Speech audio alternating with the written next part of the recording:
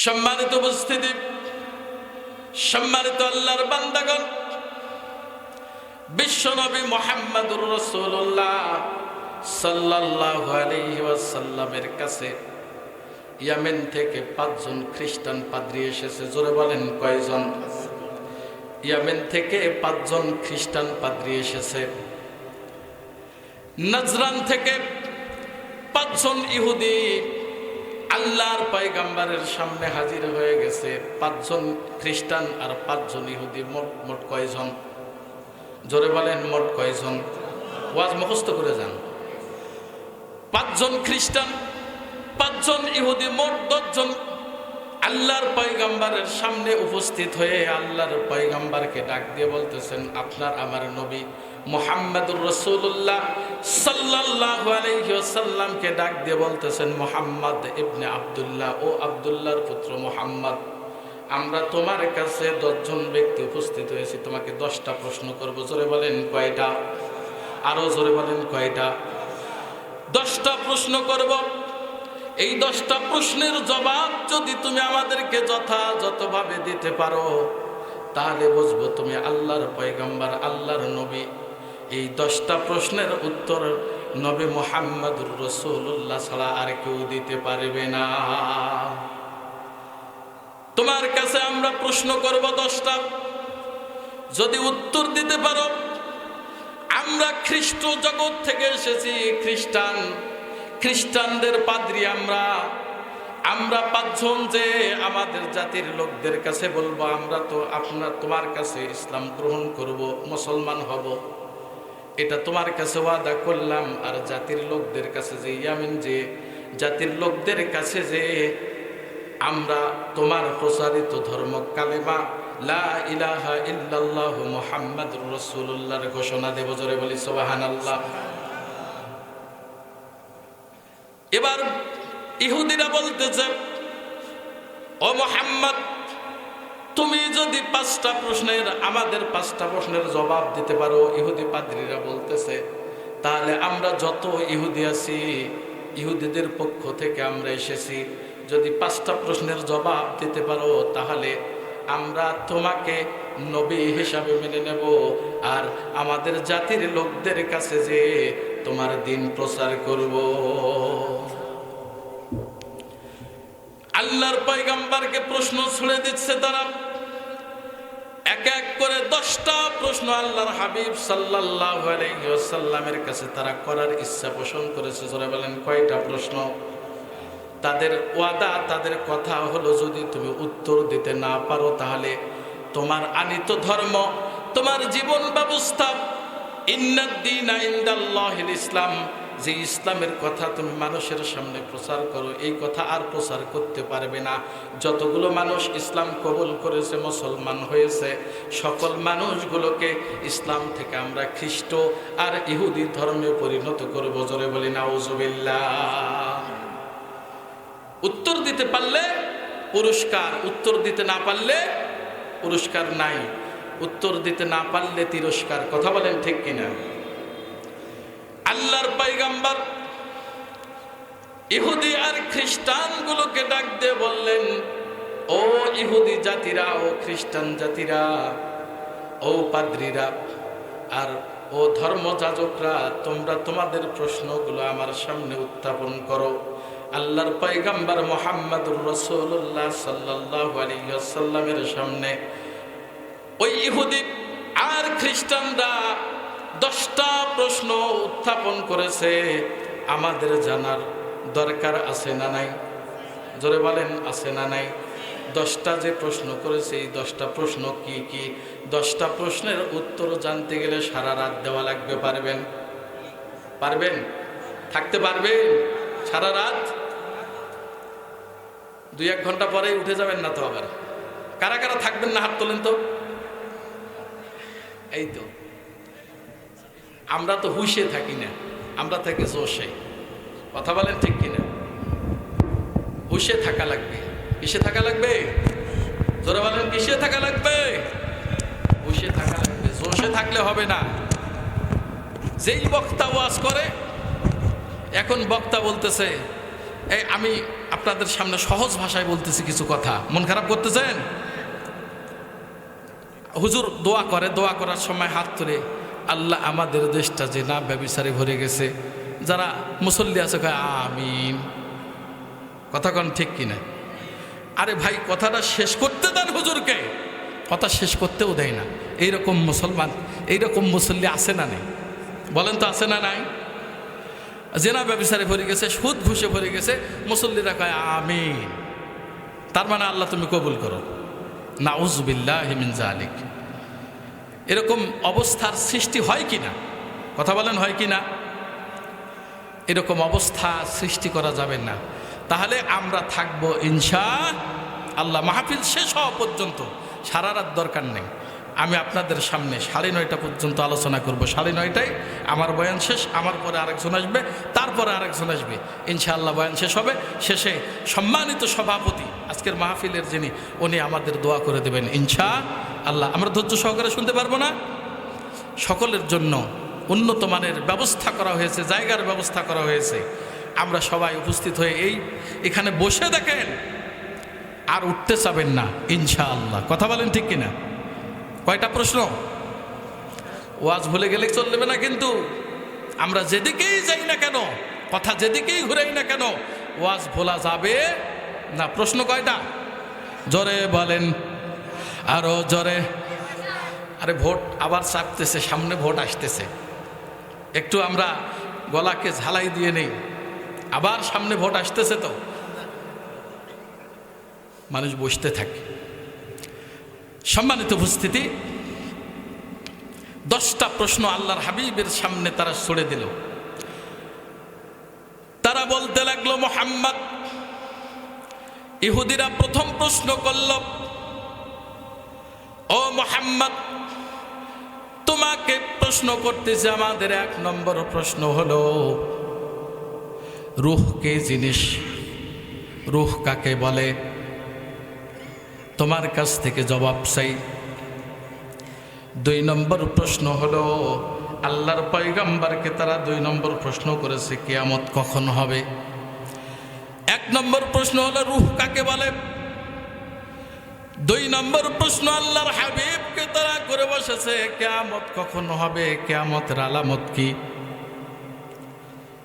3 নম্বর তারা প্রশ্ন করেছে, মানুষের সন্তান হয়, কারো সন্তান, কোন সন্তান বাবার আকৃতি ধারণ করে, আবার কোন সন্তান মায়ের আকৃতি ধারণ করে। কথা বলেন ঠিক কিনা? সন্তান বাবার মতো হয় না? সন্তান বাবার আকৃতি ধারণ করে, সন্তান মায়ের আকৃতি ধারণ করে। বাবা মায়ের মতো সন্তান হয়, বাবার মতো হয়, মায়ের মতো হয়। আবার সন্তান দেখা যায় নানার মতো হয়, আবার নানির মতো হয়, মামার মতো হয়। এই সন্তান আকৃতি ধারণ করে কেন? কোন কারণে সন্তান বাবার আকৃতি ধারণ করে, আবার কোন কারণে সন্তান মায়ের আকৃতি ধারণ করে? এই প্রশ্নের জবাব দেওয়া লাগবে। প্রশ্ন গেল কয়টা? জোরে বলেন কয়টা? 4 নম্বর প্রশ্ন হলো, আল্লাহর পয়গম্বরকে 4 নম্বর প্রশ্ন করেছে, ইয়াজুজ মাজুজ তারা কোন প্রাণী? ইয়াজুজ মাজুজ তারা কি করবে? পৃথিবীতে কখন আসবে? ইয়াজুজ মাজুজের পরিচয় আমাদের সামনে তুলে ধরা হোক। ইয়াজুজ মাজুজের পরিচয় তারা জানতে চেয়েছে। 5 নম্বর প্রশ্ন হলো, ইহুদিরা 5 নম্বর প্রশ্ন আল্লাহর পয়গম্বরকে করে বসেছে, ও মুহাম্মদ, তুমি বলো দুনিয়াতে দাজ্জাল কখন আসবে? দাজ্জালের আবির্ভাব কখন হবে? দাজ্জালের চেহারা কেমন হবে? দাজ্জাল দেখতে কেমন হবে? 5টা প্রশ্ন ইহুদিরা ছুড়ে দিল। জোরে বলেন কয়টা? 5টা প্রশ্ন ইহুদিরা ছুড়ে দিল। এবার খ্রিস্টানদের পাদ্রী ইয়েমেন থেকে তারা আগমন করেছে। খ্রিস্টান পাদ্রীরা 5টা প্রশ্ন আল্লাহর হাবিবকে ছুড়ে দিতেছে। 1 নম্বর প্রশ্ন, খ্রিস্টানরা বলতেছে, দুনিয়াতে আল্লাহর জান্নাতে অনেক মানুষ যাবে, আল্লাহর জান্নাতে পুরুষ যাবে, নারীরাও যাবে। কথা বলেন ঠিক কিনা? জান্নাতে পুরুষ যাবে, নারী যাবে। যারা ইমানদার হবে, আমলওয়ালা হবে, আমলওয়ালা বান্দারা আল্লাহর জান্নাতের ভিতরে যাবে, আমলওয়ালা আল্লাহর বান্দিরা জান্নাতের ভিতরে যাবে। দুনিয়াতে কোন প্রাণী একটা প্রাণী আছে, এমন একটা প্রাণী আছে যে প্রাণীটা জান্নাতে যাবে। এই প্রাণীটা কোন প্রাণী? এই প্রাণীটা কি আমল করার কারণে জান্নাতি হবে? আপনাকে বলা লাগবে। বলতেছে নবী মুহাম্মদুর রাসূলুল্লাহ সাল্লাল্লাহু আলাইহি ওয়াসাল্লামকে। তাদের 2 নম্বর প্রশ্ন হলো আসহাবে কাহাফ কারা? তাদের পরিচয় আমাদের সামনে তুলে ধরা লাগবে। তাদের 3 নম্বর প্রশ্ন হলো আল্লাহর পয়গম্বর একজন নবীর, আল্লাহর একজন পয়গম্বর, আল্লাহর একজন নবীর নাম হলো পয়গম্বর মুসা আলাইহিস সালাতু ওয়াস সালাম। একজন শিক্ষকের কাছে এলেম অর্জন করার জন্য গিয়েছিলেন। সেই শিক্ষকের নাম কি? সেই শিক্ষককে আল্লাহর পয়গম্বর মুসা আলাইহিস সালাতু ওয়াস সালাম কোথায় পেয়েছিলেন? এই শিক্ষকের পরিচয় আমাদের সামনে তুলে ধরা লাগবে। কয়টা গেল? ওয়াজ কি মুখস্থ হচ্ছে না না হচ্ছে? কয়টা গেল? 3টা। জোরে বলেন কয়টা? 3টা। আপনারা ফির আবার ঘুম আসেন না। আমি ওয়াজ করতেছি, অনেকে ঘুম পারবেন, এটা হবে না। আপনাদেরকে আমার সাথে কথা বলা লাগবে। তাহলে কয়টা গেল? 3টা। কার প্রশ্ন? খ্রিস্টানদের প্রশ্ন। জোরে বলেন কার প্রশ্ন? খ্রিস্টানদের প্রশ্ন। 3টা প্রশ্ন করেছে। সম্মানিত উপস্থিতি, খ্রিস্টানরা 4 নম্বর প্রশ্ন, খ্রিস্টানদের পাদ্রীরা 4 নম্বর প্রশ্ন আল্লাহর পয়গম্বরকে করেছে।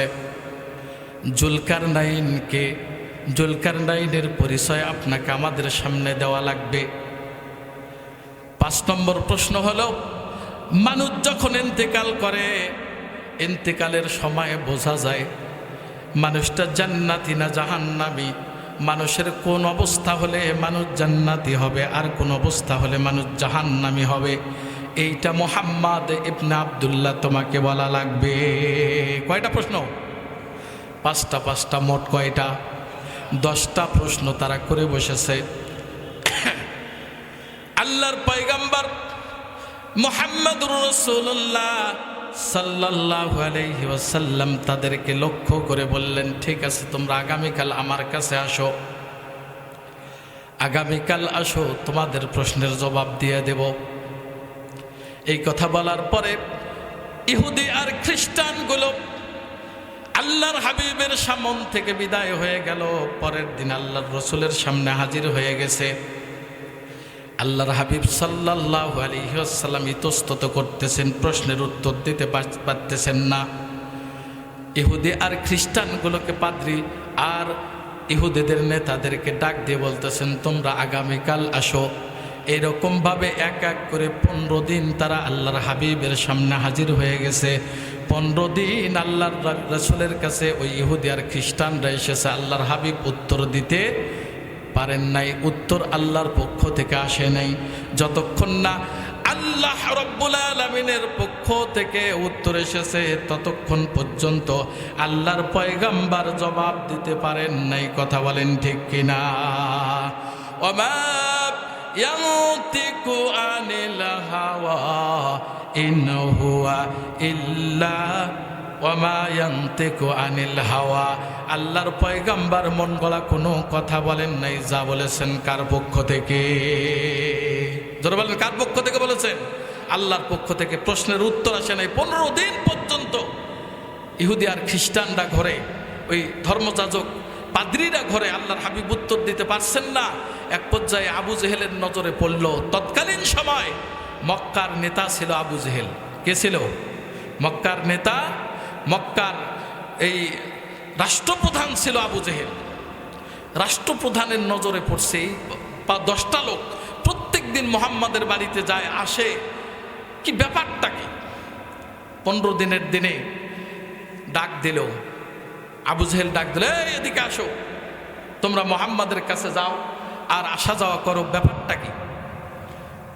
কি প্রয়োজন, কি দরকার? তারা বলল, আমরা মুহাম্মাদকে 10টা প্রশ্ন করেছি, মুহাম্মদ 10টা প্রশ্নের উত্তর এখন পর্যন্ত দিতে পারে নাই। আমরা 15 দিন থেকে যাতায়াত করতেছি, খালি 15 দিন থেকে আমাদেরকে বলতেছে কালকে আসো, কালকে আসো। আমরা যাচ্ছি আর আসতেছি, যাচ্ছি আর আসতেছি, মুহাম্মদ উত্তর দিতে পারতেছে না। এবার আবু জেহেল একটা সুযোগ লুফে নিল। আবু জেহেল বলল, এই কথাটা তোমরা আমার জাতির লোকদের সামনে বলতে পারবে? রাষ্ট্রপক্ষের কিছু আলেম কিন্তু থাকে, অতীতেও ছিল, এখনও আছে, ভবিষ্যতেও থাকবে। রাষ্ট্রপক্ষের কিছু আলেম আছে যারা সরকার ভালো করলেও বলে, মন্দ করলেও বলে। ভালোটা যদি মনে করেন, খারাপটাও যদি মানুষের সামনে প্রকাশ করে, সেটাও ভালো হিসেবে তারা উল্লেখ করার জন্য দলিল পেশ করে। কথা বলেন ঠিক কিনা? এরকম আলেম আছে না নাই? আছে।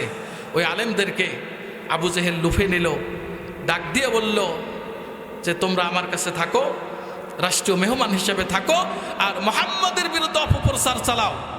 15 দিন পরে আল্লাহ রসুলের কাছে আল্লাহর পক্ষ থেকে ওহী নাজিল হয়ে গেল।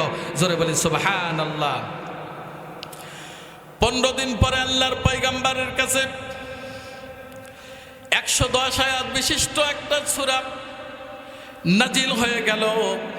এই সূরার ভিতরে বিশ্বনবী মুহাম্মদুর রাসূলুল্লাহ সাল্লাল্লাহু আলাইহি ওয়াসাল্লামকে ওই প্রশ্নগুলোর জবাব দিয়ে আল্লাহর হাবিবের কাছে আল্লাহ পাক জিব্রাইলকে পাঠিয়ে দিয়েছেন। জোরে বলি সুবহানাল্লাহ, জোরে বলি আল্লাহু আকবার। 10টা প্রশ্নের জবাব দিয়ে আল্লাহ রাব্বুল আলামিন একটা সূরা পাঠিয়ে দিলেন আল্লাহর হাবিবের কাছে জিব্রাইলের মারফতে। 110 আয়াত বিশিষ্ট সূরা। সূরার নাম হচ্ছে সূরাতুল কাহাফ। জোরে বলেন, সূরার নাম কি? সূরা কাহাফ। এই সূরাটা প্রত্যেক দিন যদি তেলাওয়াত করেন, সূরা কাহাফের প্রথম 10টা আয়াত আল্লাহর পয়গম্বর হাদিসের মধ্যে বলতেছেন, যে ব্যক্তি প্রত্যেক দিন সূরা কাহাফের প্রথম 10টা আয়াত তার ঘরের মধ্যে তেলাওয়াত করবে, খুব ভালো করে শোনেন, যত কথা বলবো সবগুলোই ওয়াজ। কথা বলেন ঠিক কিনা? সূরা কাহাফের প্রথম 10টা আয়াতে কারিমা আপনি আপনার ঘরের ভিতরে সকালবেলা তেলাওয়াত করবেন। আবার এশার নামাজের পর, মাগরিবের পরে আপনি সূরা কাহাফের শেষ 10টা আয়াত তেলাওয়াত করবেন। প্রথম 10টা আয়াত তেলাওয়াত করবেন, শেষ 10টা আয়াত তেলাওয়াত করবেন।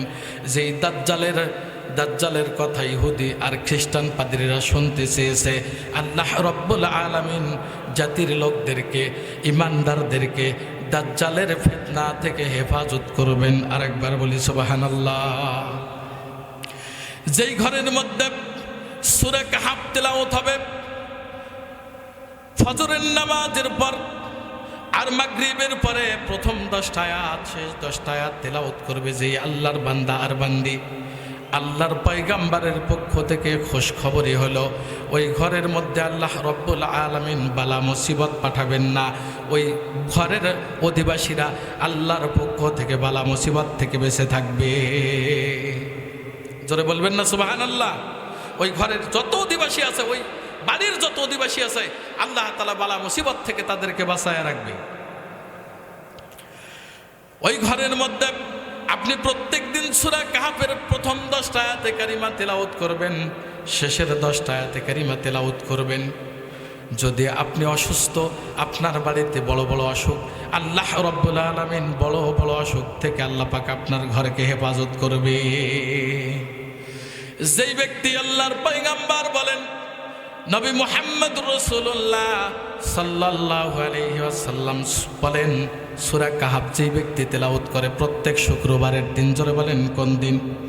প্রত্যেক শুক্রবারের দিন যে ব্যক্তি সূরা কাহাফ তেলাওয়াত করে, আমার কথা না, বিশ্বনবী মুহাম্মদুর রাসূলুল্লাহ সাল্লাল্লাহু আলাইহি ওয়াসাল্লামের কথা। যেই ব্যক্তি প্রত্যেক শুক্রবারের দিন সূরা কাহাফ তেলাওয়াত করে, আল্লাহ রাব্বুল আলামিন একটা সপ্তাহ, আজকের শুক্রবারে আপনি সূরা কাহাফ তেলাওয়াত করলেন, আগামী শুক্রবার পর্যন্ত একটা সপ্তাহ আল্লাহ পাক আসমানি বালা, জমিনি বালা, যাবতীয় বালা মুসিবত থেকে আল্লাহ পাক আপনাকে আমাকে হেফাজত করবে। সম্মানিত উপস্থিতি, সূরা কাহাফের প্রথম 10টা আয়াতে কারিমা ফজরের নামাজের পর যদি আপনি তেলাওয়াত করেন, আর যদি মাগরিবের নামাজের পর তেলাওয়াত করেন, আল্লাহর পয়গম্বরের পক্ষ থেকে খুশ খবরই হলো আপনি সূরা কাহাফের এই 10টা 20টা আয়াতে কারিমা মুখস্থ করবেন, তেলাওয়াত করবেন। খোঁজ খবরই হলো আপনি যখন ইন্তেকাল করবেন, ইন্তেকালের পূর্ব মুহূর্তে মানুষ যখন বৃদ্ধ হয়ে যায়, বৃদ্ধা হয়ে যায়, অনেক মা বোন এখানে উপস্থিত আছেন, মানুষ যখন বৃদ্ধ হয়ে যায় আর মানুষ যখন বৃদ্ধা হয়ে যায় তখন কিন্তু মানুষের সেন্স থাকে না। অনেক সময় মানুষ সেন্সলেস হয়ে যায়, মানুষ জ্ঞান শূন্য হয়ে যায়। কথা বলেন ঠিক কিনা? মানুষের জ্ঞান লোপ পায় না? জ্ঞান লোপ পেয়ে যায়। অনেক সময় জ্ঞান লোপ পেয়ে দুনিয়ার জমিন থেকে বিদায় হয়ে যায়। আল্লাহর কোনো বান্দা যদি সূরা কাহফের প্রথম 10টা আয়াতে কারিমা প্রত্যেক দিন ঘরের মধ্যে তেলাওয়াত করে, আর শেষের 10টা আয়াতে কারিমা যদি আল্লাহর কোনো বান্দার বান্দি তেলাওয়াত করে, আল্লাহ রাব্বুল আলামিন ওই বান্দাকে সেন্সলেস করে বেহুশ অবস্থায় দুনিয়া থেকে বিদায় করবেন না। হুশ অবস্থায় আল্লাহর বান্দা আর আল্লাহর বান্দি দুনিয়ার জমিন থেকে বিদায় হয়ে যাবে। একটু জিকির করে লা ইলাহা, সময় ফিরবেন,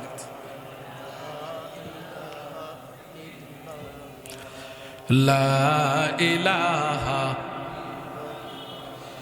লা ইলাহা, জোরে জোরে লা ইলাহা, হাসবি রব্বি জাল্লাল্লাহ মা ফি কলবি গায়রুল্লাহ নূর মুহাম্মদ সাল্লাল্লাহু লা ইলাহা, জোরে জোরে লা ইলাহা। আসমানের মালিক যে আল্লাহ, জমিনের মালিক সে আল্লাহ, জোরে লা ইলাহা লা ইলাহা লা ইলাহা ইল্লাল্লাহ মুহাম্মাদুর রাসূলুল্লাহ। পড়ি সাল্লাল্লাহু আলাইহি ওয়াসাল্লাম। অনেক মা বোন উপস্থিত হয়েছেন, মাদের জন্য অনেক ওয়াজ আছে। আসলে আমরা করতে পারি না, ওয়াজগুলো করা সম্ভব হয় না। যে বিষয় ধরে বিষয় ভিত্তিক আলোচনা করতে গেলে কথা ওদিকে নিয়ে যাওয়া যায় না। যাক, মা বোনরা উপস্থিত হয়েছেন, অনেক মা বোন আছেন। মায়েরা, আমার মা বোনরা এই পৃথিবীর সবচেয়ে উৎকৃষ্ট সম্পদ, সবচেয়ে দামি সম্পদ। কথা বলেন ঠিক কিনা? সবচেয়ে দামি হচ্ছেন আমার মা, আমার বোনেরা। তাদের চাইতে আল্লাহর পয়গম্বর বলেছেন, আল্লাহর রসুল বলেছেন, তারা পৃথিবীর মধ্যে সবচেয়ে দামি সম্পদ। আরেকবার বলি সুবহান। সম্মানিত উপস্থিতি, সম্মানিত মা বোনেরা আমার,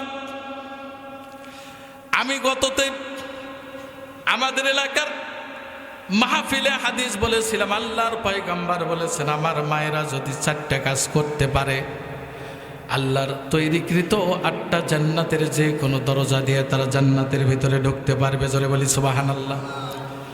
4টা কাজ করা লাগবে আমার মা বোনদেরকে। 1 নম্বর কাজ হলো, আল্লাহর হাবিব বলতেছেন, আনাস ইবনে মালিক থেকে হাদিসটা বর্ণিত, আল মারআতু ইজা সাল্লাত খামসাহা, 5 ওয়াক্ত নামাজ আমার মা বোনদেরকে প্রত্যেক দিন পড়া লাগবে। জোরে বলেন, কয় ওয়াক্ত নামাজ? আমাদের বুঝি লাগবে না? লাগবে তো? শুধু মা বোনদের জন্য নয়, আমাদেরও লাগবে। ও মা, 5 ওয়াক্ত নামাজ আপনি যথাযথভাবে পড়বেন।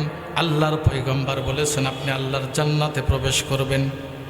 2 নম্বরে হলো অসমাত শাহরহা, রমজানুল মুবারকে রোজা যদি আপনি পালন করেন, আল্লাহর জান্নাতের ভিতরে আপনি ঢুকবেন। ওয়া আহসানাত ফারজাহা, আপনি আপনার সতীত্বের হেফাজত যদি করতে পারেন, সতীত্বের হেফাজত করার জন্য আল্লাহর হাবিব বলেছেন। ও আমার মায়েরা, ও আমার বোনেরা, আমার মা বোনদেরকে বলতে চাই, এখানে অনেক মা বোন উপস্থিত হয়ে গেছেন।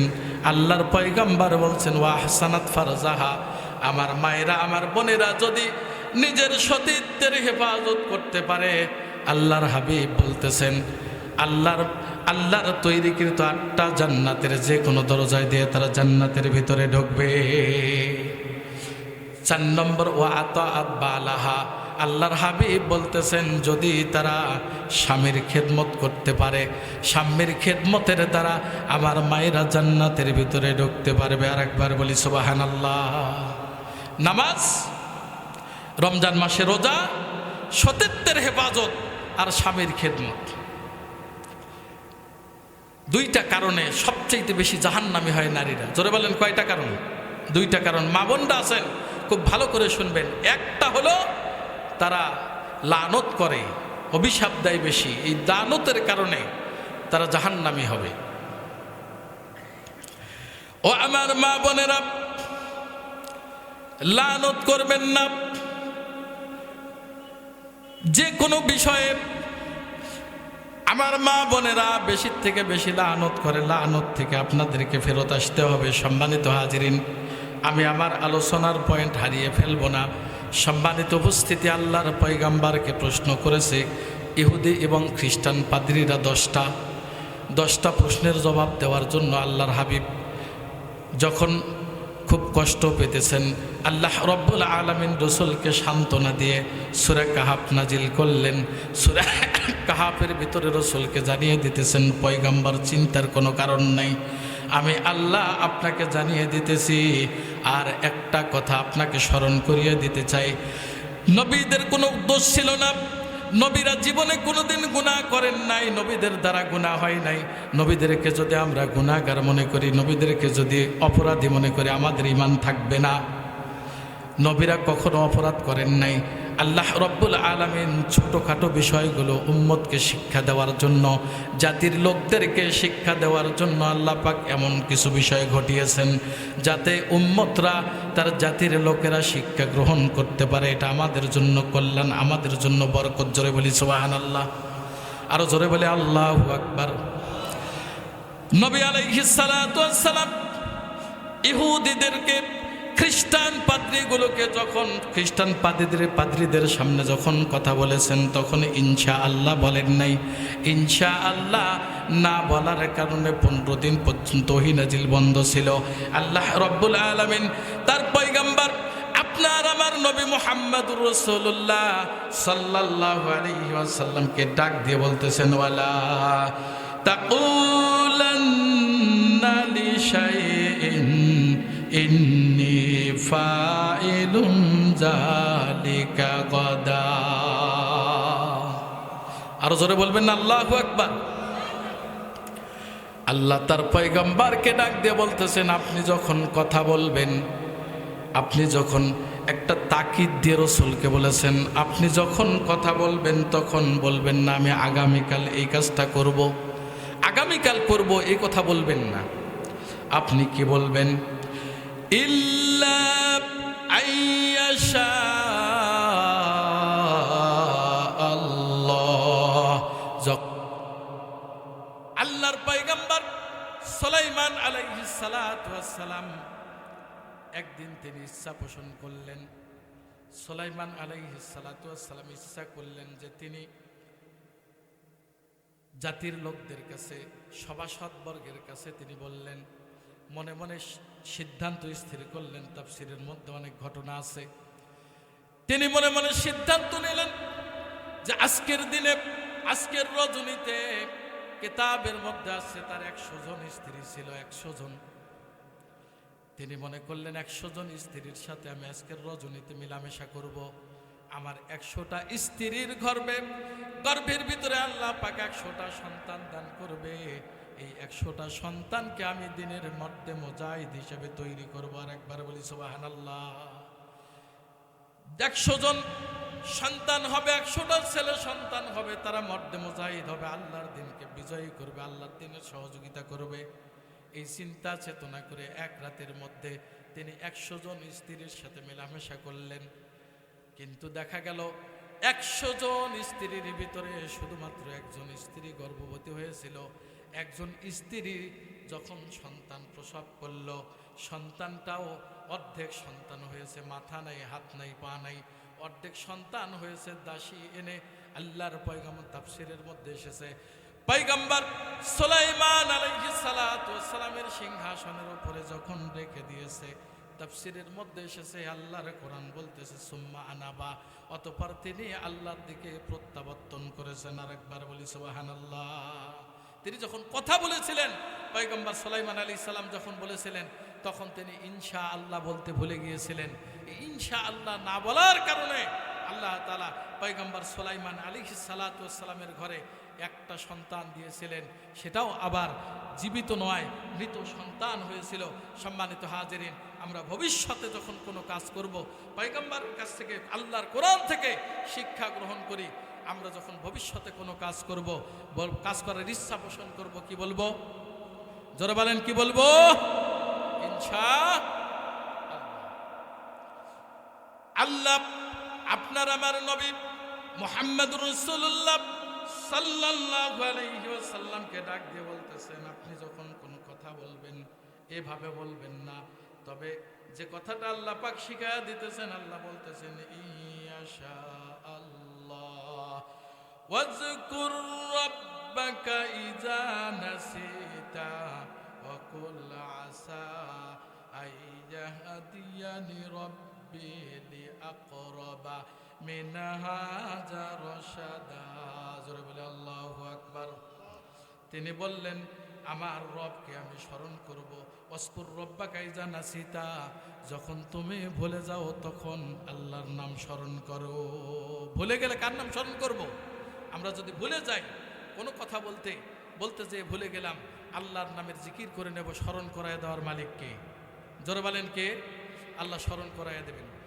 সম্মানিত উপস্থিতি, আল্লাহর পয়গম্বরের কাছে ইহুদিরা প্রশ্ন করেছে, আল্লাহর হাবিব, এক নম্বর আল্লাহর হাবিব কি, ইহুদিরা প্রশ্ন করেছে রূহ কি জিনিস, রূহের ব্যাপারে প্রশ্ন করেছে। আপনার আমার প্রত্যেকের ভিতরে আল্লাহ পাক রূহ নামক একটা জিনিস দিয়েছেন, কথা বলেন ঠিক কিনা? যতক্ষণ পর্যন্ত আপনার আমার ভিতরে, আপনার আমার শরীরের ভিতরে রূহ আছে, ততক্ষণ পর্যন্ত আপনার আমার মূল্য আছে। রূহ যখন আপনার আমার ভিতর থেকে চলে যাবে, আপনার আমার এক পয়সার মূল্য নাই, কথা বলেন ঠিক কিনা? রূহ যতক্ষণ আছে, একটা আল্লাহর হুকুম যতক্ষণ পর্যন্ত আপনার আমার শরীরের ভিতরে আছে, ততক্ষণ পর্যন্ত ক্ষমতা আছে, ততক্ষণ পর্যন্ত ক্ষমতার লড়াই, শরীরের জোর দেখাই, বিভিন্ন ধরনের অপকর্মের সাথে লিপ্ত হয়ে পড়ি, বিভিন্ন ধরনের কাজের সাথে লিপ্ত হয়ে পড়ি, কথা বলেন ঠিক কিনা? যতক্ষণ পর্যন্ত আল্লাহর এই হুকুমটা আছে। রূহ কি জিনিস আল্লাহর পয়গম্বরকে প্রশ্ন করেছে ওই ইহুদিরা।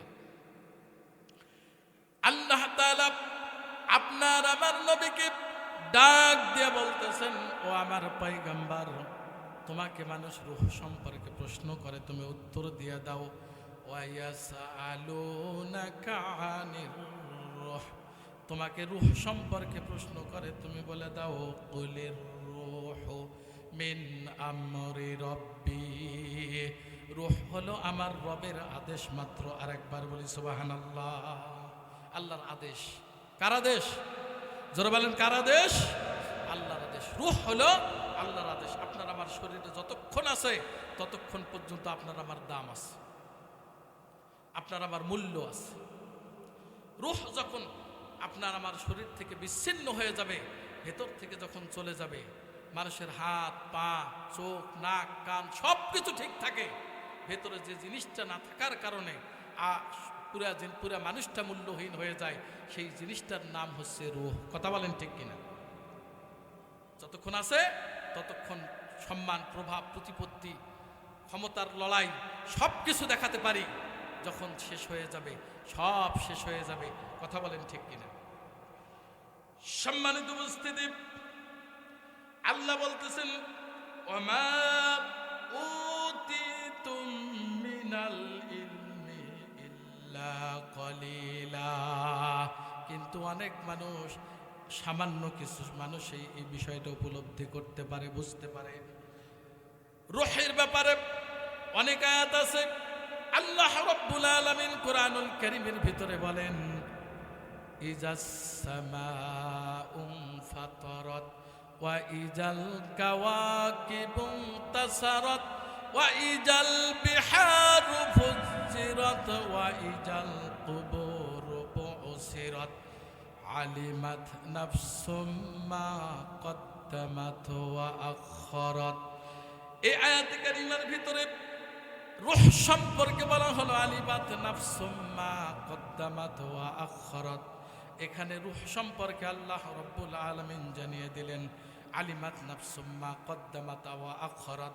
মানুষের অন্তর, মানুষের রূহ বুঝতে পারবে সে আগে কি করেছে এবং পরে কি করেছে।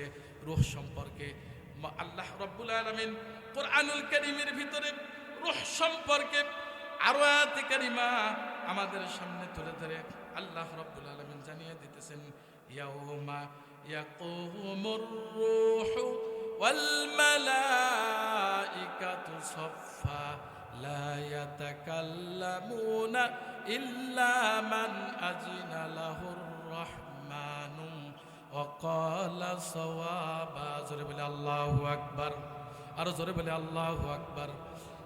সেই দিন আল্লাহ তাআলা বলতেছেন, সেই দিন ইয়াউমা ইয়াকুমুর রূহু ওয়াল মালাইকাতু সাফফা। এখানে রূহ সম্পর্কে আল্লাহ রাব্বুল আলামিন জানিয়ে দিতেছেন রূহ হলো ফেরেশতা জিবরাইল আমিনকেও রূহ হিসেবে বলা হয়েছে। আল্লাহর ফেরেশতা জিবরাইল আলাইহিস সালাতু ওয়াস সালাম এবং ফেরেশতা মণ্ডলীরা ওই দিন অর্থাৎ কিয়ামতের দিন সারিবদ্ধভাবে দাঁড়ানো থাকবে। আল্লাহর হুকুম ছাড়া একটা কথাও বলতে পারবে না। কথা বলেন ঠিক কিনা? কিয়ামতের ময়দানে আপনাকে আমাকে উঠতে হবে, আল্লাহর সামনে হাজিরা দিতে হবে। এ ব্যাপারে আপনার আমার সন্দেহ আছে নাকি? জোরে বলেন, সন্দেহ আছে? কোনো সন্দেহ করা যাবে না। যে ব্যক্তি সন্দেহ করবে তার ঈমান থাকবে না। কথা বলেন ঠিক কিনা? তাহলে রূহ সম্পর্কে আল্লাহ রসুলকে প্রশ্ন করেছে ইহুদিরা। আল্লাহ রসুল সাল্লাল্লাহু আলাইহি সাল্লাম জবাব দিয়ে দিলেন রূহ হলো আল্লাহর আদেশ মাত্র। আর একবার বলি সুবহানাল্লাহ।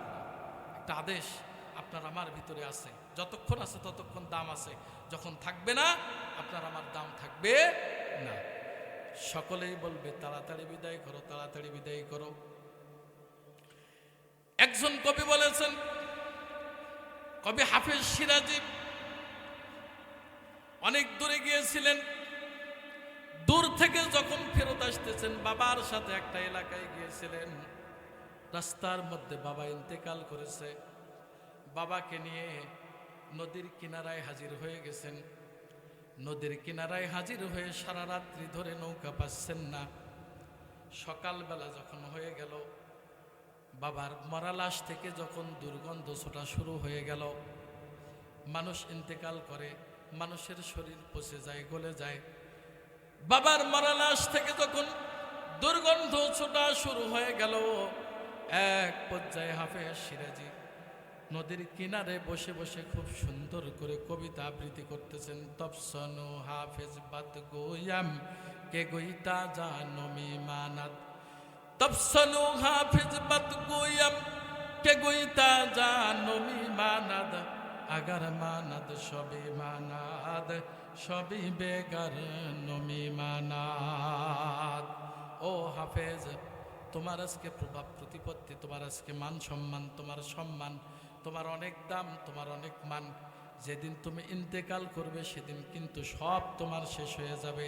তোমার প্রভাব প্রতিপত্তি, তোমার সম্মান, মান সম্মান সব শেষ হয়ে যাবে। শুধু খালি হাতে তোমাকে এই দুনিয়ার জমিন থেকে বিদায় হওয়া লাগবে। কথা বলেন ঠিক কিনা? রূহ যতক্ষণ পর্যন্ত শরীরের ভিতরে আছে ততক্ষণ পর্যন্ত দাম আছে। আর শরীরের মধ্যে যতক্ষণ পর্যন্ত রূহ আছে ততক্ষণ পর্যন্ত আপনাকে আমাকে আল্লাহর ইবাদত করতে হবে। কার ইবাদত? জোরে বলেন, কার ইবাদত? আল্লাহর ইবাদতের সাথে আপনাকে আমাকে জুড়ে থাকতে হবে। সম্মানিত উপস্থিতি, সম্মানিত মা বোনেরা, আমার কথাগুলো মনোযোগ সহকারে শুনবেন। রূহ যতক্ষণ আছে দাম আছে, রূহ নাই আপনার কোনো মূল্য নাই। এই জন্য আপনি সম্মান, একটু কথা বলবেন আর একটু জিকির করে লা ইলাহা, জোরে লা ইলাহা, লা ইলাহা, লা ইলাহা, লা ইলাহা, লা ইলাহা ইল্লাল্লাহু মুহাম্মাদুর রাসূলুল্লাহ। বলি সাল্লাল্লাহু আলাইহি ওয়াসাল্লাম। সবগুলো বলতে পারবো না, সবগুলো বলা সম্ভব হবে না। আমি আপনাদের সামনে আর দুই একটি বলেই শেষ করতে চাই। কষ্ট হচ্ছে আপনাদের? কষ্ট যদি মনে না করেন, আর দুই একটি বলতে চাচ্ছি। সেটা হলো জুলকারনাইন, বাদশাহ জুলকারনাইন সম্পর্কে তারা প্রশ্ন করেছে। জুলকারনাইন কে? আল্লাহ তাআলা তাকে গোটা পৃথিবীর রাজত্ব এবং কর্তৃত্ব দান করেছিলেন। আরেকবার বলি সুবহানাল্লাহ। তিনি রাজত্ব করেছিলেন।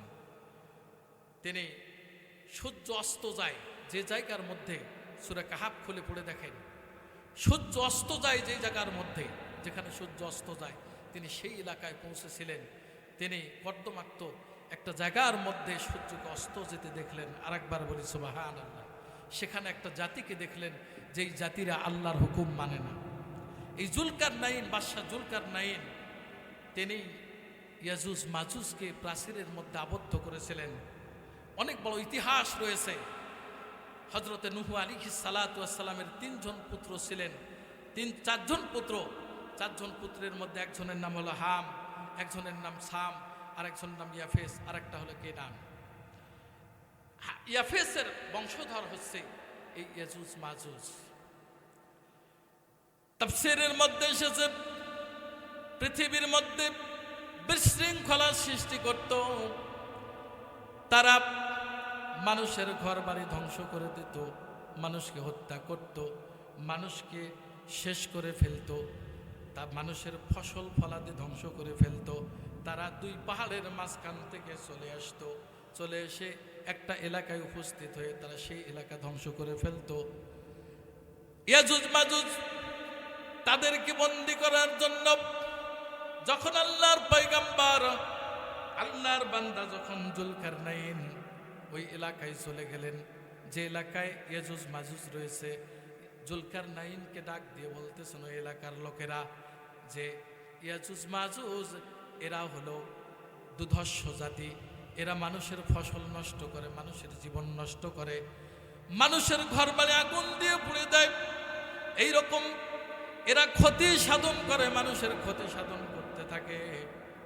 এদের থেকে কিভাবে জাতিকে রক্ষা করা যায়? বাদশাহ জুলকারনাইনকে তারা ডাক দিয়ে বলতেছেন কেমনে এদের হাত থেকে বাঁচা যায়, মেহেরবানি করে আপনি এদের হাত থেকে জাতির লোকদেরকে বাঁচানোর ব্যবস্থা করেন। আপনাকে আমরা টাকা পয়সা দিতেছি, ধন সম্পদ দিতেছি। আল্লাহ রব্বুল আলামিন জুলকারনাইনকে অনেক সম্পদের অধিকারী করেছিলেন, অনেক জ্ঞানের অধিকারী করেছিলেন। পয়গম্বরদেরকে আল্লাহ পাক জ্ঞান দিয়েছেন, সম্মান দিয়েছেন, প্রভাব প্রতিপত্তি দিয়েছেন। জুলকারনাইন ডাক দিয়ে বলতেছেন তোমাদের কোনো সম্পদের দরকার নাই, তবে তোমাদের সামান্য পরিশ্রমের দরকার। তোমরা আমার সাথে পরিশ্রম করতে রাজি আছো কিনা? জুলকারনাইন এই কথা বলার পর জাতির লোকেরা বলেছে হ্যাঁ, আমরা আপনার সাথে শ্রম দিতে রাজি আছি। এক পর্যায়ে যখন জুলকারনাইনকে তারা প্রতিশ্রুতি দিল, জুলকারনাইন 2 পাহাড়ের মধ্যবর্তী স্থানে লোহা গলিয়ে একটা বিশাল উঁচু প্রাচীর গড়িয়ে দিলেন। এই প্রাচীরের ওই পাশে এই ইয়াজুজ মাজুজ থাকলো। কিয়ামতের পূর্ব মুহূর্তে ইয়াজুজ মাজুজ পঙ্গপালের ন্যায় ওই পাহাড় ডিঙ্গিয়ে, ওই উঁচু প্রাচীর ডিঙ্গিয়ে এই দুনিয়াতে আসবেন আর মানুষের মধ্যে ধ্বংসযজ্ঞ চালিয়ে যাবেন। আল্লাহর নবী মুহাম্মদ রাসূলুল্লাহ সাল্লাল্লাহু আলাইহি ওয়াসাল্লাম উল্লেখ করেছেন ইয়াজুজ মাজুজ তারা ধ্বংসযজ্ঞ চালিয়ে যাবে। তাদের থেকে ইমাম মাহদী আলাইহিস সালাতু ওয়াস সালাম এসে জাতির লোকদেরকে বাঁচিয়ে দেবেন। ওই ইয়াজুজ মাজুজের হাত থেকে ইমাম মাহদী আলাইহিস সালাতু ওয়াস সালাম জাতির লোকদেরকে আল্লাহর পথে নিয়ে আসবেন এবং তাদের হাত থেকে জাতির লোকদেরকে বাঁচিয়ে দেবেন। আর একবার বলি সুবহানাল্লাহ, জোরে বলি আল্লাহু আকবার। সম্মানিত উপস্থিতি, 7 জন যুবক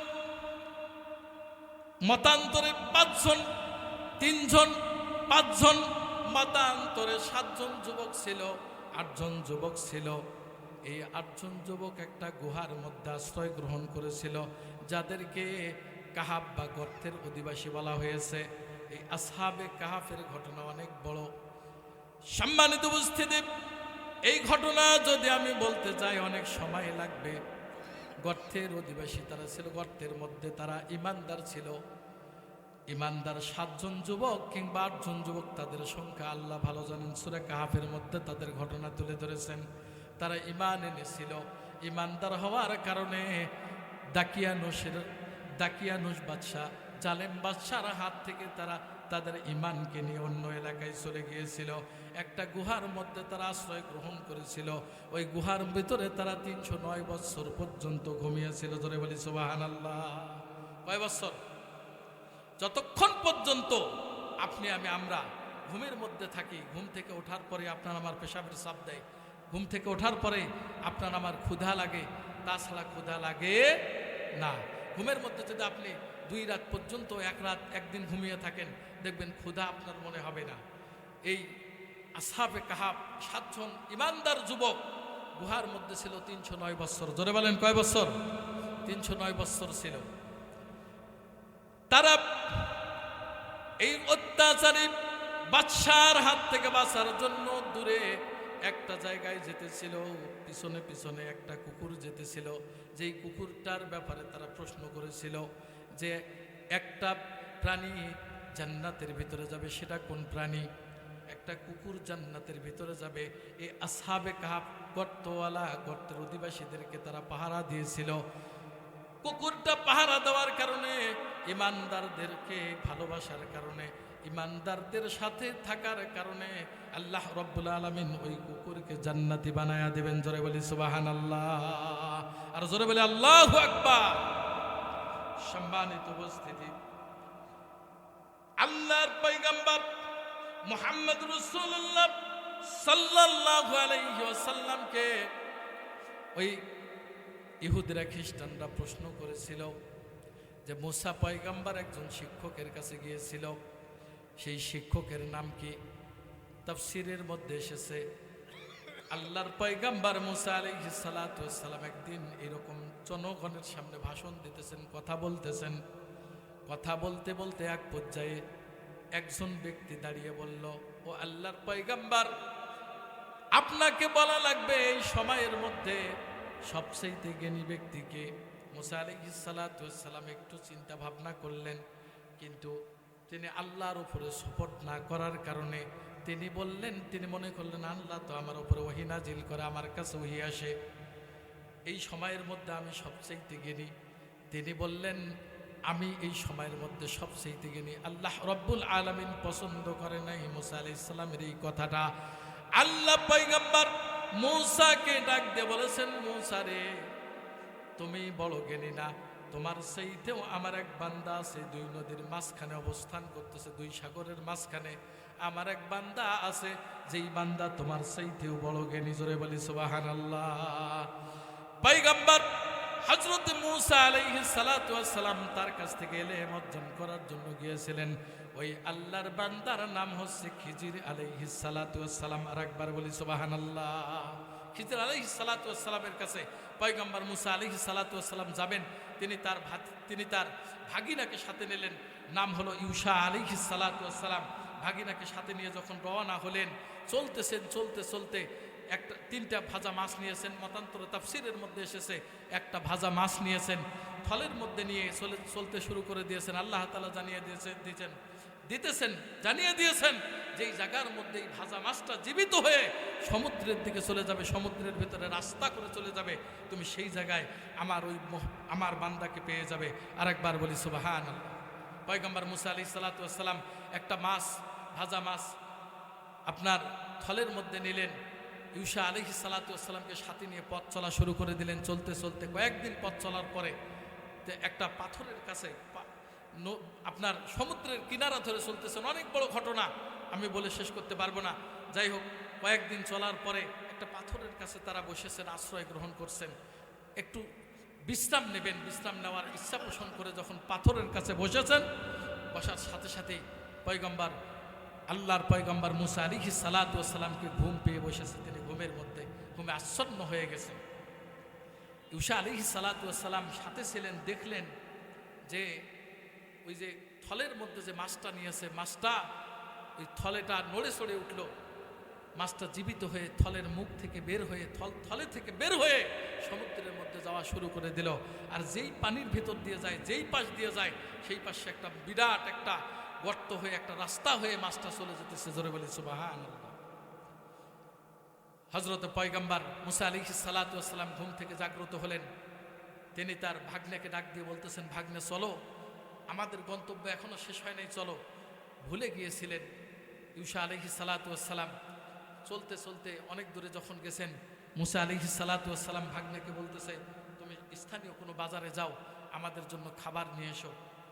এই কথা বলার পরে আশ্চর্য হয়ে এবার ইউসা আলাইহিস সালাতু ওয়াস সালামের মাথার মধ্যে ওই কথাটা ঢুকলো, আরে আমি তো তখন জাগ্রত ছিলাম, আমার মামা যখন ঘুমে আমি জাগ্রত ছিলাম, মাছটা তো জীবিত হয়ে সমুদ্রের মধ্যে চলে গেল, আমরা তো ওই জায়গারই সন্ধান করতেছিলাম। তিনি পয়গম্বর মুসা আলাইহিস সালাতু ওয়াস সালামকে ডাক দিয়ে বললেন, পয়গম্বর, ও মামা, আমরা তো সেই জায়গা ছেড়ে এসেছি, যেই জায়গায় আমরা বিশ্রাম নেওয়ার জন্য বসেছিলাম আপনি ঘুমিয়ে পড়েছিলেন, আর মাছটা থলের ভিতর থেকে বের হয়ে জীবিত হয়ে সমুদ্রের মধ্যে চলে গেছে, আমি তো আপনাকে বলতে ভুলে গিয়েছিলাম। পয়গম্বর মুসা আলাইহিস সালাতু ওয়াস সালাম বলেন যে, বাবা, আমরা তো সেই জায়গারই খোঁজ করতেছিলাম, তাড়াতাড়ি ফেরো, আমাদেরকে ওই জায়গায় যেতে হবে। আসলেন, ফেরত এসে দেখেন একজন আল্লাহর বান্দা চাদর মুড়ি দিয়ে ওই পাথরের উপরে শুয়ে আছেন। আরেকবার বলি সুবহানাল্লাহ। পয়গম্বর মুসা আলাইহিস সালাতু ওয়াস সালাম ওই ব্যক্তির কাছে উপস্থিত হয়ে, খিজির আলাইহিস সালাতু ওয়াস সালামের কাছে উপস্থিত হয়ে সালাম দিলেন, আসসালামু আলাইকুম। কারোর সাথে সাক্ষাৎ হলে আমরা কি দেই? জোরে বলেন, কি দেই? পয়গম্বর মুসা আলাইহিস সালাতু ওয়াস সালাম সালাম দিলেন, আসসালামু আলাইকুম। খিজির আলাইহিস সালাতু ওয়াস সালাম সালামের জবাব দিয়ে বলতেছেন, কে আমাকে সালাম দিল? মুসা আলাইহিস সালাতু ওয়াস সালাম বলতেছে, আমি মুসা। খিজির আলাইহিস সালাম বলতেছেন, আপনি কি বনি ইসরাইলের মুসা, পয়গম্বর মুসা নাকি? মুসা আলাইহিস সালাতু ওয়াস সালাম বলতেছে, হ্যাঁ, আমি পয়গম্বর মুসা। এবার খিজির আলাইহিস সালাতু ওয়াস সালাম ডাক দিয়ে বলতেছেন, আমার কাছে কেন? আল্লাহর পয়গম্বর মুসা আলাইহিস সালাতু ওয়াস সালাম বলছেন, আল্লাহ আপনাকে যে ইলম দান করেছে, ওই ইলম থেকে আপনি আমাকে একটু শিক্ষা দিবেন, আপনি আমাকে একটু জ্ঞান দেবেন, আপনার কাছ থেকে ইলম শেখার জন্য আমি হাজির হয়ে গেছি। আর একবার বলি সুবহানাল্লাহ। মুসা আলাইহিস সালাতু ওয়াস সালামকে খিজির আলাইহিস সালাতু ওয়াস সালাম ডাক দিয়ে বলতেছেন, আল্লাহ যে আমাকে ইলম দান করেছে, সেই ইলম নেওয়ার মতো যোগ্যতা আল্লাহ আপনাকে দেয় নাই। আমি যে ইলমের অধিকারী, সেই ইলম আল্লাহ আপনাকে দেয় নাই। আর আপনাকে যে ইলম আল্লাহ পাক দিয়েছেন, সেই ইলম আল্লাহ আমাকে দেয় নাই। আমি যে ইলমের অধিকারী, সেই ইলম নেওয়ার মতো ধৈর্য বা যোগ্যতা তোমার নাই, আপনার নাই। আল্লাহর পয়গম্বর মুসা আলাইহিস সালাতু ওয়াস সালাম, মুসা আলাইহিস সালামকে যে কথাটা খিজির আলাইহিস সালাতু ওয়াস সালাম বলেছেন, আল্লাহ ডাক দিয়ে বলতেছেন, ক্বালা আলাম আকুল লাকা ইন্নাকা লান তাসতাতিআ মাইয়া সাবরা। আমি মুসা আলাইহিস সালাতু ওয়াস সালামকে খিজির আলাইহিস সালাতু ওয়াস সালাম বলছেন, ও পয়গম্বর, আল্লাহ তোমাকে বলতেছি, আল্লাহ যে ইলম আমাকে দান করেছে, এই ইলম নেওয়ার ব্যাপারে তুমি ধৈর্য ধরতে পারবে না। মুসা আলাইহিস সালাতু ওয়াস সালাম গিয়েছিলেন খিজির আলাইহিস সালাতু ওয়াস সালামের কাছে, এরকম ভাবে অসংখ্য প্রশ্ন, 10টা প্রশ্ন করেছে। আল্লাহর হাবিব 10টা প্রশ্নের জবাব দিয়ে দিয়েছেন। আর তারা ইসলাম কবুল করে ঈমানওয়ালা হয়ে জান্নাতি মানুষ হয়ে গেছে। আর একবার বলি সুবহানাল্লাহ। জোরে বলি আল্লাহু আকবার।